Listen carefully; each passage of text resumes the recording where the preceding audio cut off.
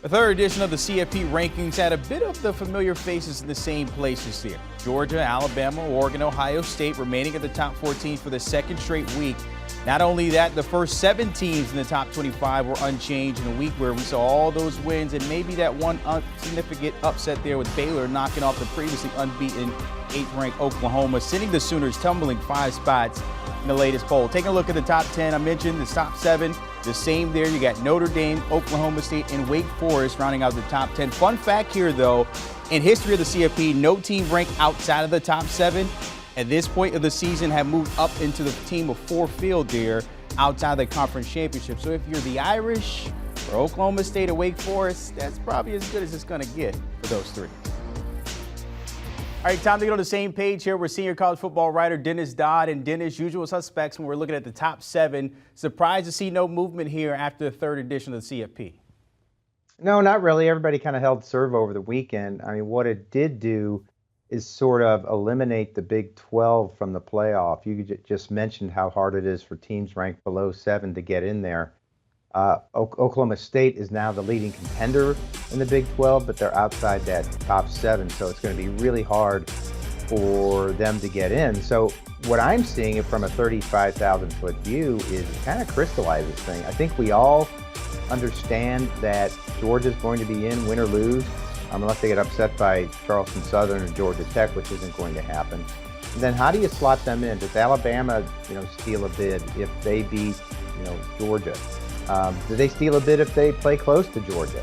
The other 2 spots are going to be up to Oregon if they can finish the deal, and then the Big 10. Whoever wins the Big 10, it seems one of those teams are going to end up with 1 loss.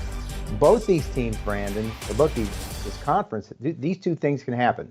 The Big 10 can eliminate itself, but they all beat each other up these last 2 weeks, and they all finish with 2 losses. And the Big 10 can get 2 in if Michigan State wins out. It's a long shot, but it could happen.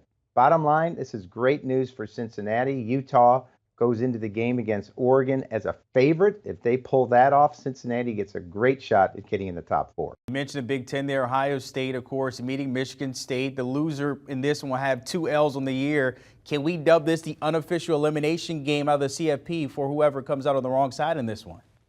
Yeah, sure, of course it is. Ohio State's undefeated in the Big 10, but they had that Oregon loss. So in terms of the playoff, they are essentially out of it if they lose this game. This is really a fun game to break down because Michigan goes into the game with not only the worst pass defense in the country, on average, the worst pass defense in the last 4 years, 329 yards per game. Maryland had 3 scores last week in their 40-21 loss to Michigan State that took exactly 3 minutes and 23 seconds total. And the defense is getting worse at Michigan State. The last 3 games giving up 94 points. They had 4 starters out last week. We don't know who's going to be back. So that's not a good combination. But on the surface, really fun game. Going to be offensive. C.J. Stroud, maybe the Heisman front runner against Kenneth Walker III. He's got 7 games of at least 100 yards, the nation's leading rusher, going against each other. So this might be an elimination game for the Heisman as well. But Michigan State's going to be able to score points because Ohio State's given them up and yards all season.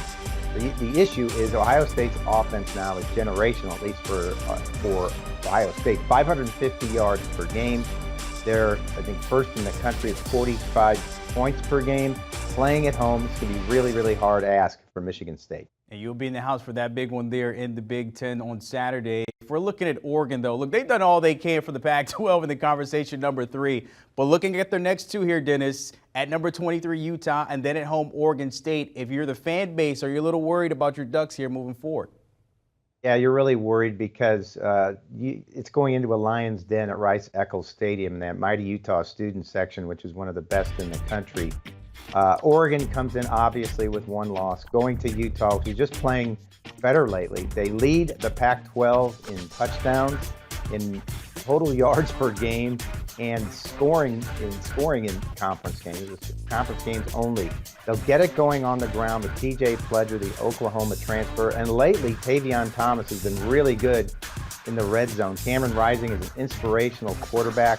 This, to me, for Oregon resembles that Ohio State game where they've got to go in there, control the clock, get long drives, get the running game going with Travis Dye, That's something they've been able to do all season since they lost C.J. Verdell, and get Anthony Brown not to turn the ball over. I don't think we can expect Anthony Brown to make a lot of big plays in this game, but Joe Moorhead, the offensive coordinator, has done a great job this year of just keeping him within himself from turning it over. He had those 2 big interceptions against UCLA. Oregon still won.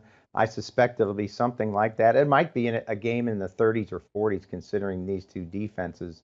But in the end, really hard to overcome that Rice Eccles Stadium on the road for Oregon. They're going to have to prove it.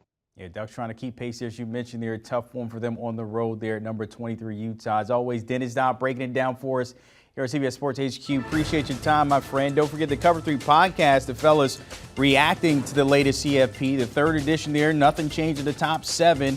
Pretty much the same, along with the Big 12's uphill battle conversation there.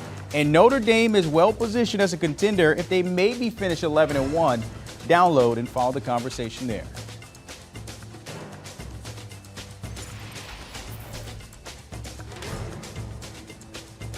Do you want a sports network that delivers everything that matters about the game? The highlights, the picks, the instant analysis, no yelling, no fake debates, no politics.